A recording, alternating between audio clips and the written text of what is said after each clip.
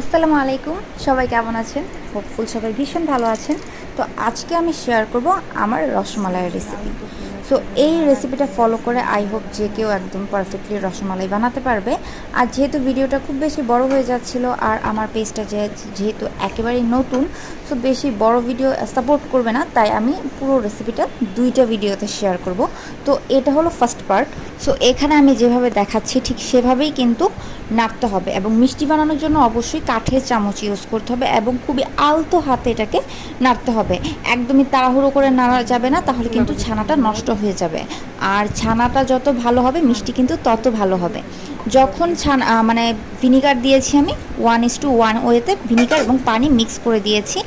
আর ছানা কাটার পর যখনই সবুজ পানিটা ছেড়ে দিবে তখনই বুঝতে হবে যে ছানাটা হয়ে গেছে। আর ছানা কিন্তু একদমই শক্ত করা যাবে না। সে কারণে কি হয়েছে, আগে থেকে একটু পানি রেডি রাখতে হবে। ছানা হওয়ার সাথে সাথে ওই পানিটা দিয়ে দিতে হবে, যেন ছানাটা আর বেশি শক্ত না হয়। ছানাটা কিন্তু একদম ক্রিমের মতো হবে, যেরকমটা আমি ভিডিওতে দেখাচ্ছি। এইটা কিন্তু মানে খুব প্রেশার দিয়ে ম্যাশ করারও দরকার নাই, মানে আলতো হাতে ম্যাশ করলে কিন্তু এটা একদম ক্রিমের মতো হয়ে যাবে, কারণ ছানাটা কিন্তু একদম সফট। এবং এই যে ম্যাশ করতে হবে, এটাও কিন্তু খুব ফোর্স দিয়ে এবং অনেকক্ষণ যাবত ম্যাশ করা যাবে না। তাহলে কি হবে, ছানা থেকে যদি তেলটা ছেড়ে দেয় তখন এটা কিন্তু আর ভালো মিষ্টি হবে না।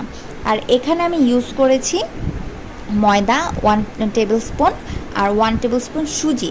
এই সুজিটাকে কিন্তু আমি মানে ব্লেন্ড করে পাউডার করে ইউজ করেছি, মানে দানাদার সুজিটা ইউজ করিনি। আর দিয়েছি হলো 1 চিমটিরও কম পরিমাণ বেকিং পাউডার। তো এগুলো সাধারণত আমি দেই না, তবে এক আপুর রেসিপিতে আমি দেখলাম দিল, তাই এই জন্য আমি এবার দিয়ে দেখলাম যে দেখি কেমন হয়, এবং মোটামুটি আলহামদুলিল্লাহ ভালো হয়েছে যথেষ্ট পরিমাণ। তো এরপর কি করেছি, আমি একটা একটা করে বল দিয়ে দিয়েছি। আর তারপর কিন্তু 10 মিনিটের জন্য ঢাকনা দিয়ে দিতে হবে, এবং 10 মিনিটের মাঝে কিন্তু একবারের জন্য ঢাকনা খোলা যাবে না। এই 10 মিনিটে কিন্তু বলগুলো একদম ফুলে ডাবল হয়ে যাবে।